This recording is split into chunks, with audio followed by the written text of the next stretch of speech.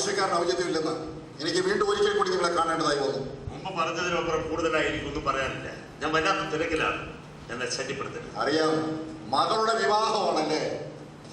SP യുടെ വീട്ടിൽ വെച്ച് ക്ഷണക്കത്ത് കണ്ടു. പക്ഷേ നാളെ നിങ്ങൾ റിപ്പോർട്ട് സമർപ്പിക്കുമ്പോൾ രാജഗിരി എസ്റ്റേറ്റ് കൈവിട്ടു പോവുക എന്ന് പറഞ്ഞാൽ എനിക്ക് എന്റെ അഭിമാനം അടിസ്ഥാനം കൈവിട്ടു പോകുന്നത് പോലെ. കാരണം ഞാൻ രാജഗിരി വിശ്വനാഥനാണ്. ഞാൻ ഓഫർ ചെയ്തതിൽ കൂടുതലായി നിങ്ങൾക്ക് എന്തെങ്കിലും ആവശ്യമുണ്ടെങ്കിൽ ചോദിക്കണം, ഞാൻ തരും. നിങ്ങൾ രാജഗിരി വിശ്വനാഥനാണ്. നിങ്ങളുടെ കയ്യിൽ മണി പവറുണ്ട്, പൊളിറ്റിക്കൽ പവറുണ്ട്, എന്തുമുണ്ട്. പക്ഷെ ഞാൻ മുഖത്തല്ല. താനാ പോകുമെന്ന് വന്നാൽ പോലും സത്യവിരുദ്ധമായി ഒരു വരി ഞാൻ കുറിക്കില്ല. സോറി, പോകണം. ഇല്ലെങ്കിൽ രാജഗിരി വിശ്വനാഥൻ എന്നെ സ്വാധീനിക്കാൻ ശ്രമിച്ചെന്ന് എനിക്ക് പത്രസമ്മേളനം വിളിച്ച് അറിയിക്കേണ്ടി വരും. ഒരുപാട് വാർത്താ പ്രാധാന്യം കിട്ടിയത് ഞാൻ നാറ്റിക്കരുത്. ഞാൻ പത്രസമ്മേളനം നടത്തി വെളിപ്പെടുത്തേണ്ട ഒരു എക്സ്ക്ലൂസീവ് വാർത്തയുണ്ട്. പക്ഷെ എനിക്കതിന് കഴിയില്ല. കാരണം ഇവളെന്റെ മകളാണ്.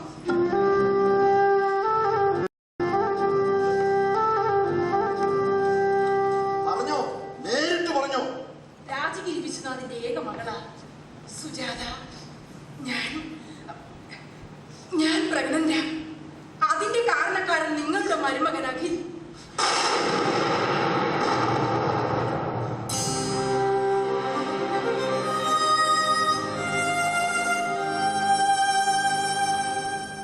അഖിൽ എന്റെ കുഞ്ഞിന്റെ അച്ഛനാകുമ്പോ എങ്ങനെ ഈ വിവാഹം നടക്കും?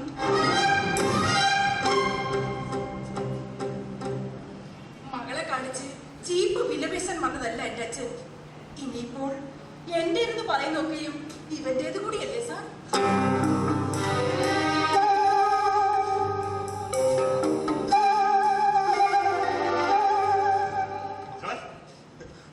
കേട്ടതൊക്കെ എന്താ മുകുന്ദൻ, എന്നെ പോലൊരാളുടെ മകൾ വന്ന് ഈ കാര്യത്തിൽ ഇങ്ങനൊരു കളവ്?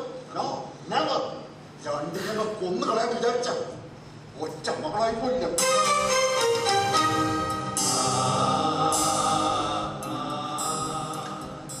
മോനെ,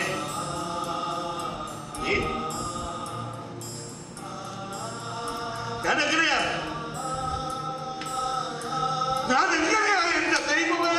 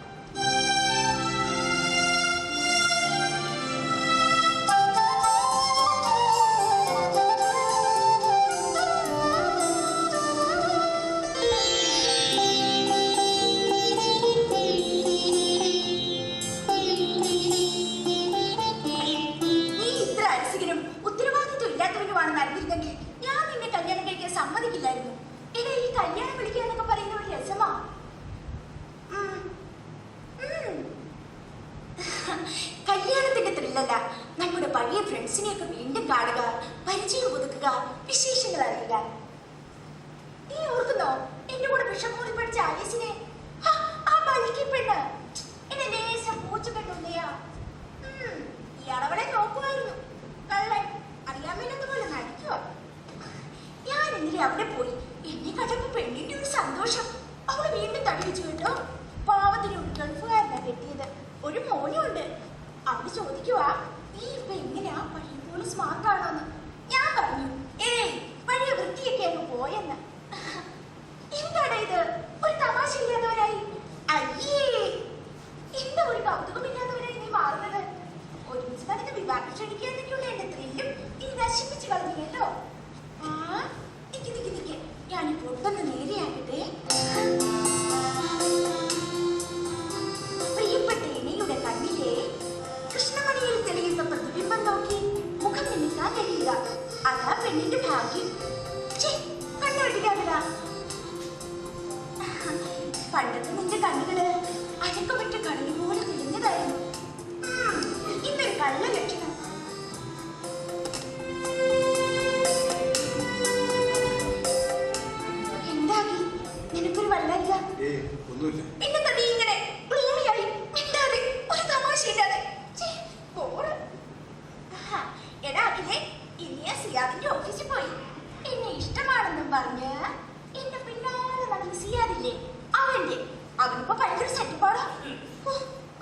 ആരെങ്കിലും അങ്ങ് ഇഷ്ടപ്പെട്ടാൽ മതിയായിരുന്നു. ശ്ശേ, ഈ തിരുവായ ഒന്ന് തുറന്നു കിട്ടാൻ ഞാൻ ഇനി എന്തൊക്കെ പറയണം? അഖിൽ, എന്താണ്? എന്താ നിനക്ക്? ഒരു തലവേദന. ഓ, കല്യാണപ്പനി, മാരേജ് ഫീവർ. അമ്മ പറഞ്ഞിട്ടുണ്ട് കല്യാണത്തിന്റെ തലേന്നും അന്നും ഒക്കെ അമ്മയ്ക്ക് വയറിന്റെ അസുഖമായിരുന്നെന്ന്. കെട്ടിമേളം മുറുകിയപ്പോ ടോയ്ലറ്റിൽ പോവാൻ തോന്നിയെന്ന്. അയ്യേ, എനിക്കത് ഓർക്കാൻ കൂടി വയ്യ. അച്ഛാ, പതിവ് പോലെ ഞാൻ തന്നെ ഇന്ന് കല്യാണം ക്ഷണിക്കാൻ പോവാ. ഇവന് ബോസ് നെറ്റിലൂടെ വരും, ഡിസ്കഷൻ, മണ്ണാങ്കട്ട എന്നൊക്കെ പറയാ. ഞാൻ ഉത്തരവാദിത്വത്തോടെ ക്ഷണിക്കേണ്ടവരെ ക്ഷണിച്ചില്ലെങ്കിലേ ഫ്രണ്ട്സിന്റെ മുഖത്ത് നോക്കാനില്ല. ഞാനേ ഈ ഫ്രണ്ട്ഷിപ്പിനൊക്കെ വലിയ വില കൽപ്പിക്കുന്ന ആളാ. പഠിക്കുന്ന കാലത്ത് ഞാൻ ഒരു ദിവസം ക്ലാസ്സിൽ ചെന്നില്ലെങ്കിൽ പറയും, സുമിത്ര, നീ ഇല്ലാതിരുന്നോണ്ട് ഇന്നലെ ഒരു രസം ഉണ്ടായിരുന്നില്ലെന്ന്. ആ, അച്ഛന്റെ വിളികള് ഏറെക്കൂടെ തീർന്നോ? ദൈവത്തെ ഒഴികെ ഒരുമാതിരി എല്ലാവരെയും വിളിച്ചു കഴിഞ്ഞു. ദൈവത്തെ ഞാൻ വിളിച്ചിട്ടുണ്ട്. ആദ്യ ക്ഷണക്ക് തവിടേക്കാ കൊടുത്തത്. അതുകൊണ്ട് മൂപ്പര് ഉറപ്പായും വരും. ഇനി ഞാൻ അച്ഛന്റെ വണ്ടി എടുക്കുക. എന്റെ വണ്ടിക്ക് ഒരു അല്പം ബ്രേക്ക് കുറവ്. അതിനെ മോളെ സൂക്ഷിച്ചു പോകണം, ആഹാരം കഴിക്കണം. ഇത്തരം പതിവ് നിർദ്ദേശങ്ങളൊക്കെ അച്ഛൻകുട്ടിന് എന്നും നൽകാറുള്ളതല്ലേ. ഇന്ന് പുതുതായിട്ടെന്താ?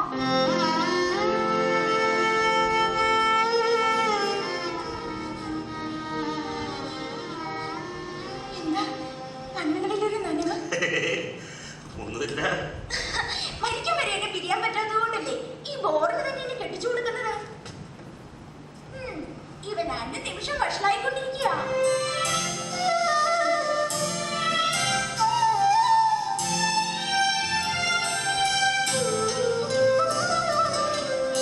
അച്ഛൻകുട്ടാ, മോള് പോയിട്ട് വന്നേ.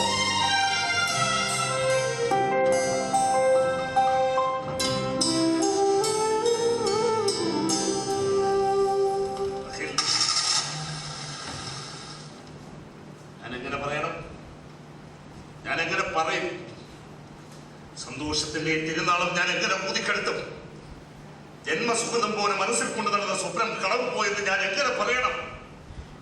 81 വയസ്സ് കഴിഞ്ഞ അവിടെ മുത്തച്ഛൻ പേരക്കിടാവിന്റെ വിവാഹം ഈ നാട് മൊത്തം നടന്ന് ക്ഷണിക്കുക. ഞാൻ എന്താ വേണ്ടത്? അമ്മ പറ. എന്നോട് ചോദിച്ചിട്ടാണോ നീ?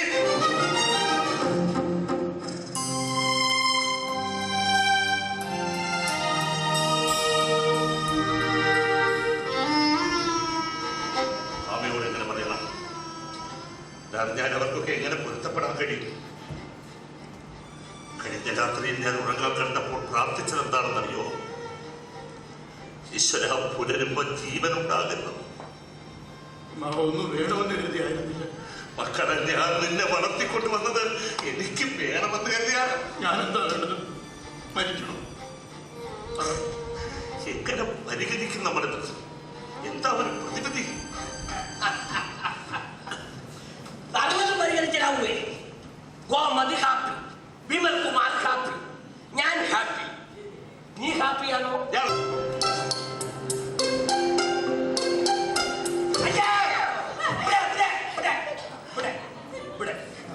നമ്മുടെ അച്ഛൻ എന്ത് ചെയ്യും? അച്ഛൻ ഇവിടെ ഇല്ല.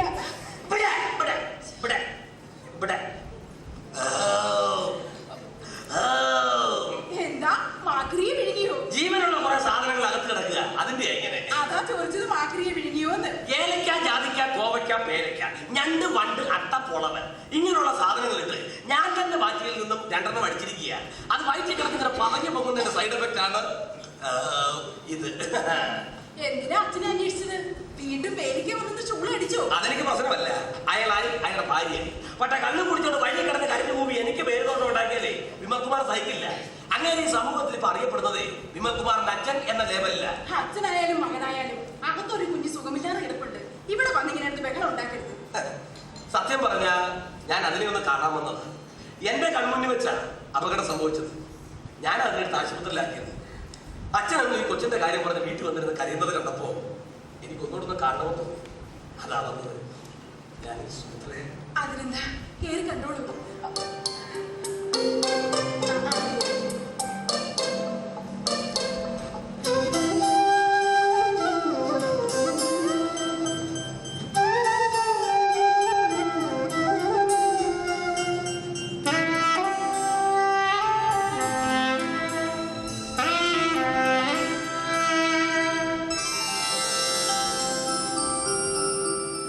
അഖിൽ, നീ ഉറപ്പായിട്ട് ഇങ്ങോട്ട് ഈയാഴ്ചെങ്കിങ്ങനെ എനിക്കിവിടെ ഒറ്റയ്ക്ക് വലിയ ബുദ്ധിമുട്ടാ. ഇവിടെ ഉള്ളവരാരും എന്നോടൊന്നും തുറന്നു പറയുന്നില്ല. സത്യത്തില് ഞാൻ ഈ വീട്ടിലേക്ക് ദൗർഭാഗ്യം കൊണ്ടുവന്ന പെണ്ണായിട്ട് എല്ലാവരും കാണുന്നത്. നീ ആവശ്യമില്ലാത്തൊന്നും പറയാതെ, ഇതൊക്കെ ഒരു വിധിയാണ്. ആയിരിക്കാം, പക്ഷെ ചില വിധികളുമായി മനുഷ്യൻ എത്ര ശ്രമിച്ചാലും പൊരുത്തപ്പെടാൻ കഴിയില്ല. ഇത് നിന്റെ വീടാണ്. നിനക്കിനി എത്ര പേരോടെന്ന് പറഞ്ഞാലും ഇവിടുത്തെ ഇപ്പോഴത്തെ സാഹചര്യത്തിൽ നമുക്ക് ഇവിടുന്ന് മാറിപ്പോകാൻ കഴിയുമോ? പറ്റില്ല. അമ്മാവന്റെ പെറ്റായിരുന്നു സുമിത്ര. അവൾ ഇന്ന് വീടിനകത്ത് സ്പന്ദിക്കുന്ന ഒരു മനുഷ്യക്കോലമായി കിടക്കുക. താൻ ആരാണെന്നോ, തന്റെ മുന്നിൽ നിൽക്കുന്നത് ആരാണെന്നോ, തന്റെ ജീവിതത്തിൽ അത് സംഭവിച്ചെന്നോ അറിയാൻ വയ്യാത്ത അവസ്ഥയിൽ ഈ വീട്ടിൽ സുമിത്രയ്ക്ക് പകരമാവണം നീ. അവളിനി ഒരിക്കലും സാധാരണ ജീവിതത്തിലേക്ക് മടങ്ങി വരില്ല എന്ന് വൈദ്യശാസ്ത്രം വിധി എഴുതിക്കുന്നു. അമ്മാവനും അമ്മായിയും അവൾക്ക് പകരമായി നിന്നെ കാണണം. അങ്ങനെ ആവണം നീ. അതിന് പറയുന്നവരൊക്കെയാവാൻ ഞാൻ പരമാവധി ശ്രമിക്കുന്നുണ്ട്. സ്നേഹത്തോടെ അവളെ പരിചരിക്കുന്നു, അവരുടെ മകളാകാൻ ശ്രമിക്കുന്നു. പക്ഷേ എന്റെ അച്ഛൻ പറഞ്ഞ കാര്യം മാത്രം നീ അമ്മാവനോട് സംസാരിച്ചില്ല. എന്ത് കാര്യം? രാജഗിരി എസ്റ്റേറ്റിന്റെ കാര്യം.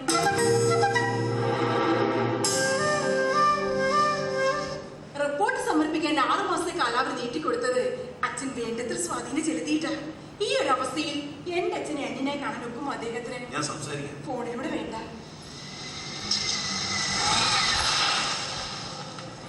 അമ്മാവരെ, നീ പോകുന്നതിന് മുമ്പ് ഞാൻ പറഞ്ഞ ടോപ്പിക് ഒന്ന് ഓപ്പൺ ചെയ്യണേ.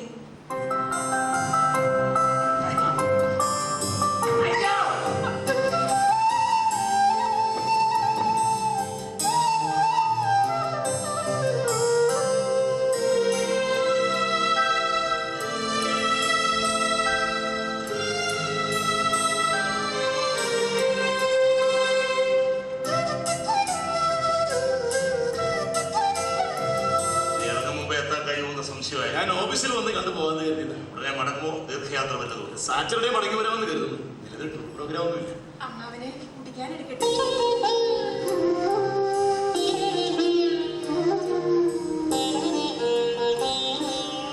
രാജഗിരി വിശ്വനാഥന്റെ മകളെന്നൊക്കെ പറഞ്ഞപ്പോ ഞാൻ വിചാരിച്ചു വലിയ ബാധ്യതയാകുമെന്ന്.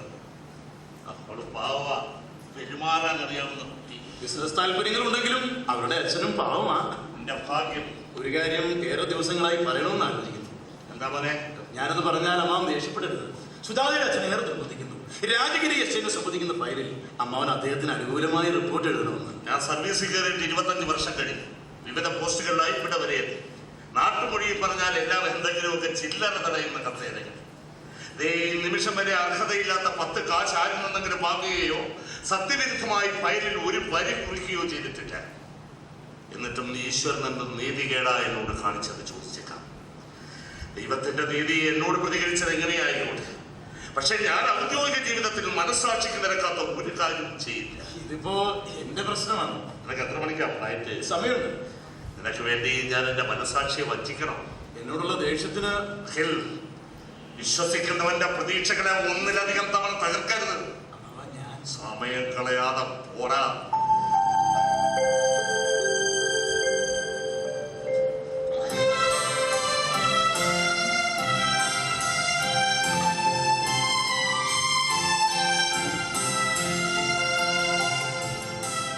മക്കളെ വളർത്തിക്കൊണ്ടുവന്നപ്പോൾ വഴക്ക് പറഞ്ഞിട്ടില്ല. ഒരു ഈർക്കിലൊടിച്ചു പോലും ഒരു അടി കൊടുത്തിട്ടില്ല. പലപ്പോഴും തോന്നുക തെറ്റായി പോയെന്ന്. അതുകൊണ്ട് ഇപ്പോഴൊന്ന് വഴക്ക് പറയേണ്ടി വരുമ്പോ മനസ്സിലാണേലും കണ്ണെന്നേ.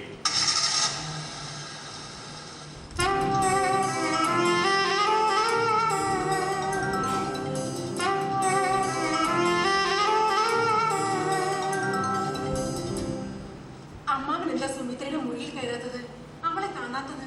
കേരളത്തിലെ ഏറ്റവും പ്രശസ്തമായ ആശുപത്രിയുടെ ICUവിന് വെളിയിൽ പ്രതീക്ഷയ്ക്ക് 1% പോലും സാധ്യതയില്ലെന്ന് ഡോക്ടർമാർ പറയുന്നത് കേട്ട് മകളുടെ മരണം സ്ഥിരീകരിച്ച് കിട്ടാൻ കാത്തിരുന്നവരാണ് ഞാൻ. ലോകത്ത് എവിടെ കൊണ്ടുപോയി ചികിത്സിക്കാനും എത്ര പണം മുടക്കാനും ഞാൻ തയ്യാറായി. എവിടെ കൊണ്ടുപോയിട്ടും പ്രയോജനമില്ലെന്ന് പറഞ്ഞാൽ നമുക്കെന്താ ചെയ്യാൻ കഴിയുക? ജീവിക്കുന്ന ഒരു ശരീരം മാത്രമായി അവളെ ഞങ്ങളുടെ ജീവിതത്തിലേക്ക് തന്നാണ് ഈശ്വരൻ എന്നെ കഠിനമായി ശിക്ഷിച്ചു കളഞ്ഞത്. അങ്ങനെ എന്റെ മോളെ വേണ്ട എന്ന് ഞാൻ പറഞ്ഞതാണ്. ഓർമ്മകളില്ലാതെ നാവ് പൊന്താതെ ശ്വസിക്കുന്ന ഒരു ശവമായി എനിക്ക് എന്റെ മോളെ കാണണ്ട.